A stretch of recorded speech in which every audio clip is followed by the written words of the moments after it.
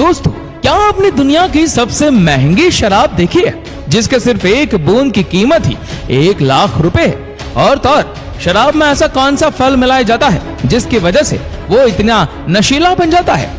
घर में शादी ब्याह और पार्टीज का माहौल हो और दारू जैसी चीज मिसिंग हो तो ऐसा हो ही नहीं सकता। देश और भेष चाहे कोई भी हो, लेकिन दारू पीने वाले दुनिया भर में मिलते हैं। हमारे म्यूजिक इंडस्ट्री को ही ले लीजिए, जो दारू पर 10 तरह के गाने बनाती है। अब जब लोग इस आइटम को इतना सेलिब्रेट करते हैं तो सवाल उठना लाजमी है कि आखिर इसमें ऐसा क्या है, इसे पीने के लिए लोग इतना क्यों मचल उठते हैं और ये आखिर बनती कैसे है? चलिए आज इन सभी सवालों से पर्दा उठाते हैं। बात यार की हो या प्यार की, जहाँ रिश्तों के सेलिब्रेशन की बात आती है वहाँ विस्की के जाम लग ही जाते हैं। उस पर भी अगर रॉयल स्टेग विस्की के जाम हो तो फिर अच्छे भी खुद को रोक नहीं पाते। इंडिया के सबसे पॉपुलर ब्रांड में से एक रॉयल स्टेग आज से ही नहीं बल्कि सदियों से लोगों की पहली पसंद रहा है।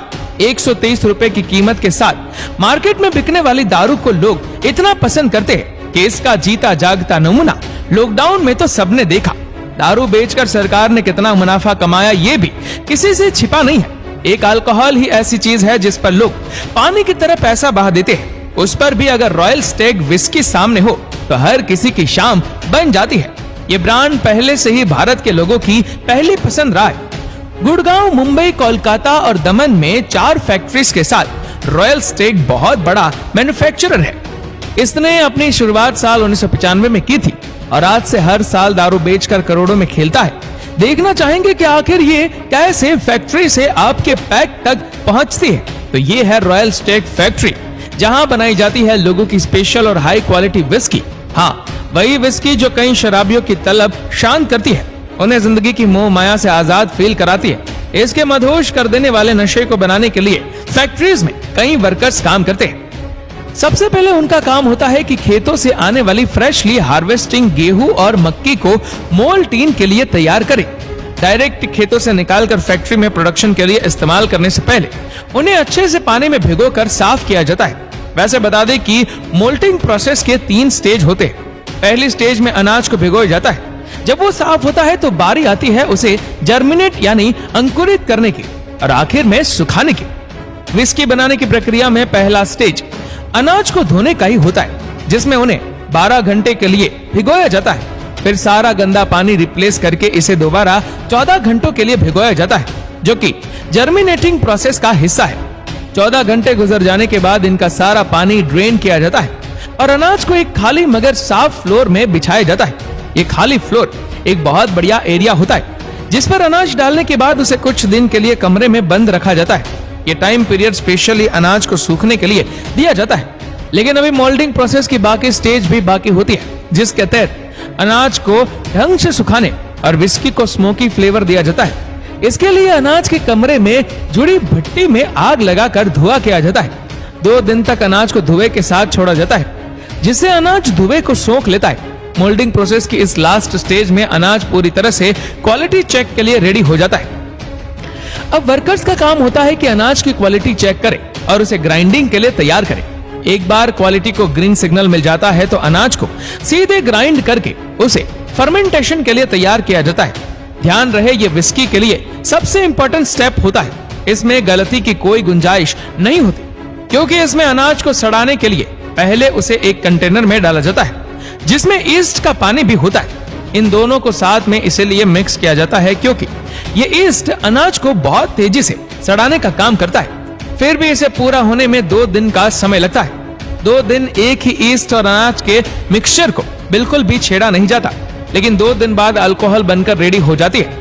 इसके तेज स्मेल से ही पता चल जाता है कि अल्कोहल से वेस्ट एक्सट्रैक्ट निकालने का टाइम आ गया है। एक बार ये स्टेप पूरा होने के बाद विस्की को स्टोर कर दिया जाता है। जी हाँ, बड़े बड़े टैंक्स में इन्हें कम से कम 3 साल के लिए स्टोर करके रखा जाता है, जिनको वेयरहाउस भी कहा जाता है।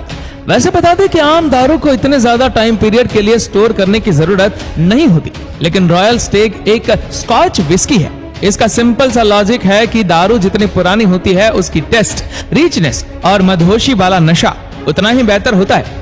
इसीलिए रॉयल स्टेग ने लंबे समय से मार्केट में एक बेस्ट पोजीशन होल्ड कर रखी है।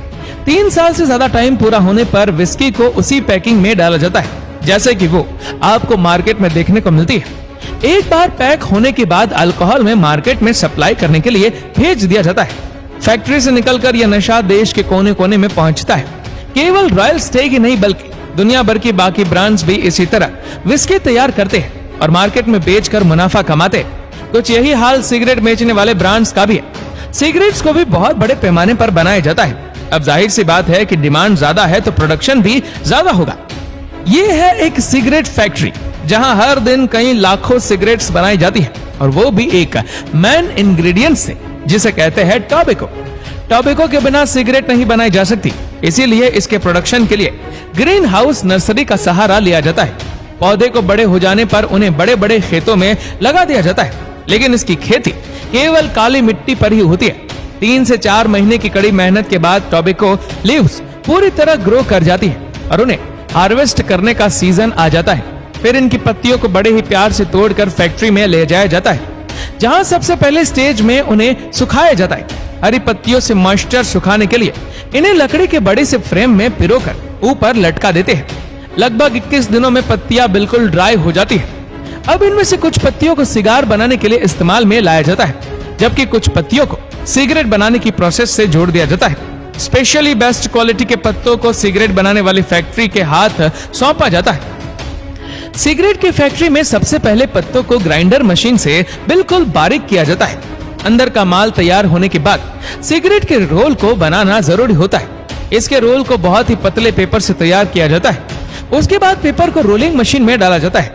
आगे से सिगरेट के रोल में बदलने की जिम्मेदारी मशीन की होती है और ये इस काम को बखूबी करती है। एक बार पतले और छोटे रोल्स रेडी होने के बाद फिल्टर पेपर को भी तैयार किया जाता है। इसे बनाने के लिए प्लास्टिक सेल्यूलोज एसीटेट फाइबर का यूज होता है। इस पेपर को भी रोलिंग मशीन के पास होना पड़ता है, जहां इन्हें रोल कर लिया जाता है। जब तीनों आइटम हमारे पास रेडी होते हैं तो फाइनल आउटपुट को बनाने की जरूरत होती है। इसके लिए रोलिंग पेपर, फिल्टर और टोबैको को एक मशीन में डाला जाता है, जहां पहले फिल्टर और पेपर को अटैच किया जाता है, फिर उसमें टोबैको को भरा जाता है। तीनों चीजों को साथ में जोड़ने पर सिगरेट तो बन जाती है, लेकिन इनकी क्वालिटी चेक करना जरूरी होता है। सिगरेट के छोटे होने की वजह से इनकी क्वालिटी चेक एक मशीन करती है। ये मशीन फाइन क्वालिटी की सिगरेट्स को पैकिंग के लिए भेज देती है, जबकि डिफॉल्ट सिगरेट्स को बाहर कर देती है। आगे अच्छी क्वालिटी की सिगरेट्स को मशीन डब्बे में पैक कर देती है और उसके बाद फाइनल प्रोडक्ट मार्केट में उतरने के लिए रेडी हो जाता है। इन्हें मार्केट तक पहुंचाने की जिम्मेदारी डिस्ट्रीब्यूशन डिपार्टमेंट्स की होती है। यही मार्केट में सिगरेट्स को उतारते हैं और आप तक पहुंचाते हैं। अल्कोहल और सिगरेट आज की तारीख में लोगों की जिंदगी का एक बड़ा हिस्सा हो गया है। कुछ लोग कूल दिखने के लिए इन आइटम्स का सेवन करते हैं, तो कुछ इन्हें स्ट्रेस बस्टर समझते हैं। खैर, लोगों की सोच जो भी हो, लेकिन लॉजिकली सोचा जाए तो ये स्लो पॉइजन है। इनकी मेकिंग प्रोसेस भले ही हमें रोमांचित करती है, लेकिन जब एक बार इंसान इनके चक्रव्यूह में फंस जाता है तो कभी वापस नहीं निकल पाता। इसीलिए इनसे दूर ही रहने में भलाई है। दोस्तों, आज के लिए बस इतना ही। आपको ये वीडियो कैसी लगी हमें नीचे कमेंट करके जरूर बताएगा।